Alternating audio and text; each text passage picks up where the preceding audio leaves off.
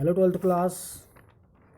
We are going on a chapter Indigo written by Louis Fisher, the story of Mahatma Gandhi and district Champaran, and about the story of peasants landlord system in Bihar. Yesterday video we have taken the last sentence. Gandhiji wrote a letter from his ashram to Champaran's peoples.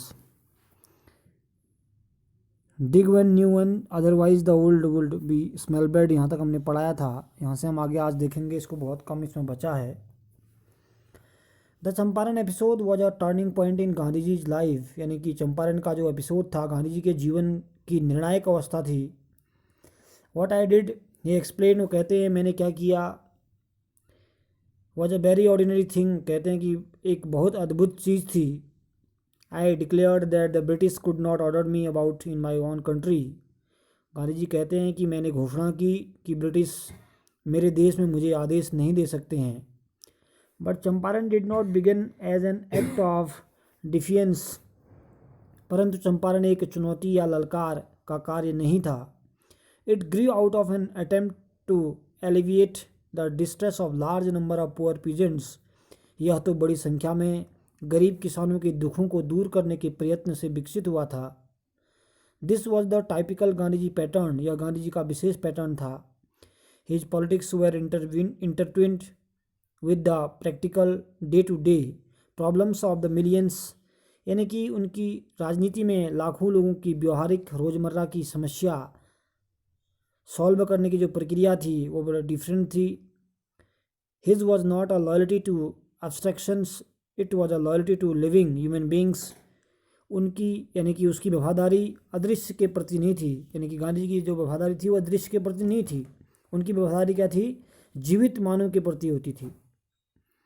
In everything Gandhi ji did moreover he tried to mould a new free Indian who could stand on his own feet and thus make free India free.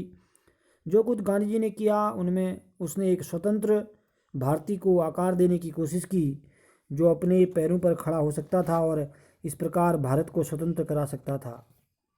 Early in the Champaran action Charles Freer Andrews, the English pacifist who had become a devoted follower of Mahatma, came to bid Gandhi ji farewell before going to an tour to duty to the Fiji Iceland.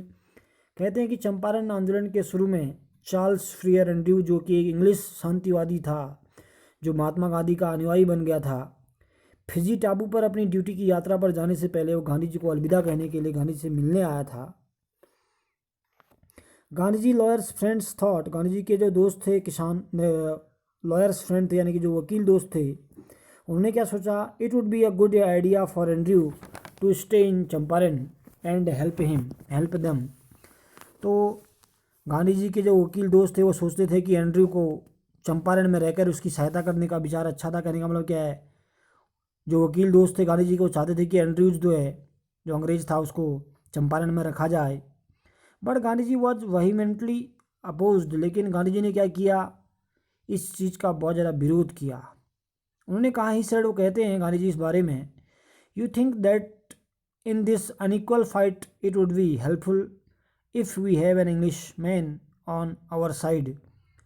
तो गांधी जी ने कहा कि आप सोचते हैं कि इस असमान लड़ाई में हमारी तरफ एक अंग्रेज़ का होना सहायक होगा, ऐसा वो वकीलों को कहते हैं।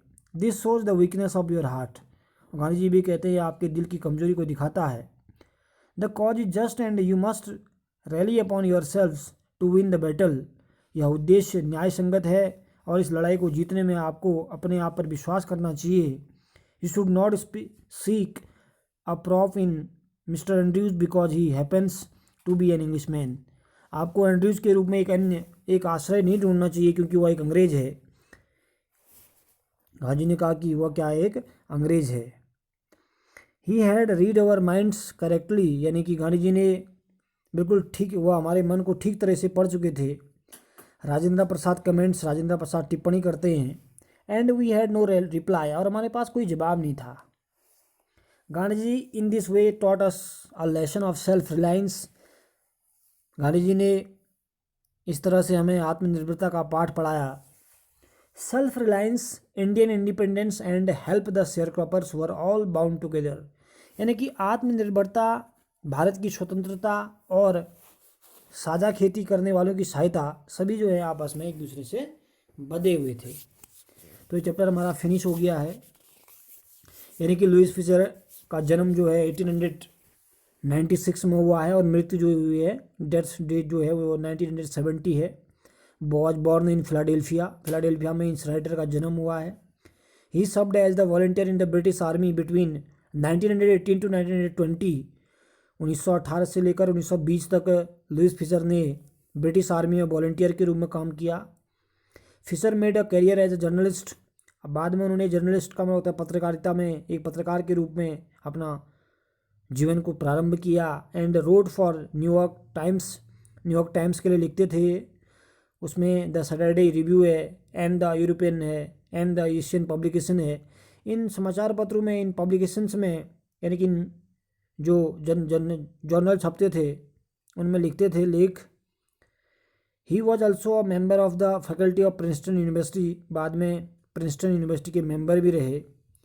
कुछ वर्ड मीनिंग्स इसमें आए हैं, जैसे कन्वेंशन शब्द आया है, स्टार्टिंग में आया होगा, असेंबली बोलते हैं उसको, सभा।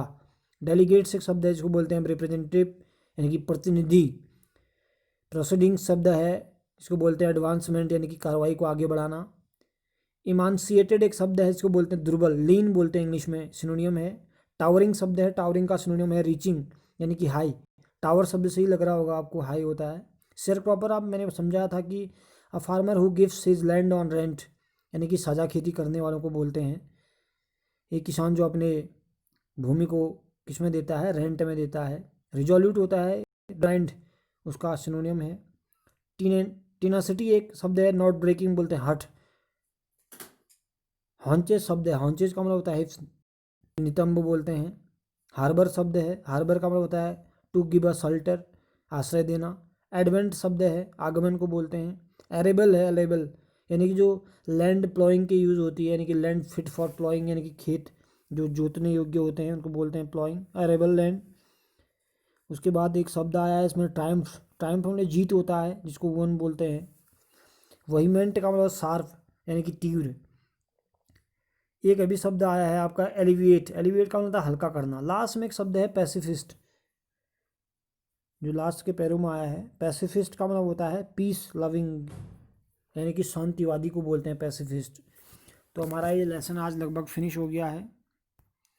इसके बाद जो नेक्स्ट वीडियो आपको भेजी जाएगी, अंडरस्टैंडिंग द टेक्स्ट के क्वेश्चन आपको करने होंगे, उसकी मैं आपको PDF फाइल भेजूँगा NCERT सॉल्यूशन से। जो NCERT का सॉल्यूशन है आपको उससे भेजा जाएगा, ठीक है ना।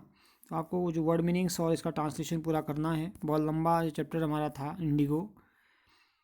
अब लगभग हमारे इसमें इंडिगो में ये जो इंडिगो जो कह रहा हूँ, हमारा ये फ्लेमिंगो जो बुक चलती है उसमें हमारे 5 चैप्टर हमने फिनिश कर लिए हैं। और अभी तक हमने इसमें पोएम से स्टार्ट नहीं कर रखी है। मैं अब इसके बाद 5 चैप्टर, क्योंकि इसमें 8 ही चैप्टर हैं, लगभग हाफिली से ऊपर चला गया कोर्स। तो 6, 7 एंड 8 चैप्टर को थोड़ा स्टॉप करके हम इसमें अब पोएम्स को फिनिश करेंगे एक साथ में। पर डे की हमारी एक पोएम चलेंगी इसमें। इसमें हमारे पास 6 पोएम्स हैं। माय मदर्स हेड 66 है कमला दास की। एलिमेंट्री स्कूल है, स्टीफन स्पेंडर की पोएम है। कीपिंग क्वाइट है, पैब्लो नेरूडा की। अ थिंग ऑफ ब्यूटी है, जॉन कीट्स की। रोड साइड स्टैंड है, रॉबर्ट फ्रॉस्ट की। और आन जेनिफर टाइगर एड्रिंडिज की है। तो इसके क्वेश्चन आंसर भेजने के बाद जस्ट मैं उसके बाद अब आपको नेक्स्ट सेशन में पोएम से स्टार्ट कराऊंगा, ठीक है ना। तब तक आप इसके वर्ड मीनिंग और ट्रांसलेशन कीजिए।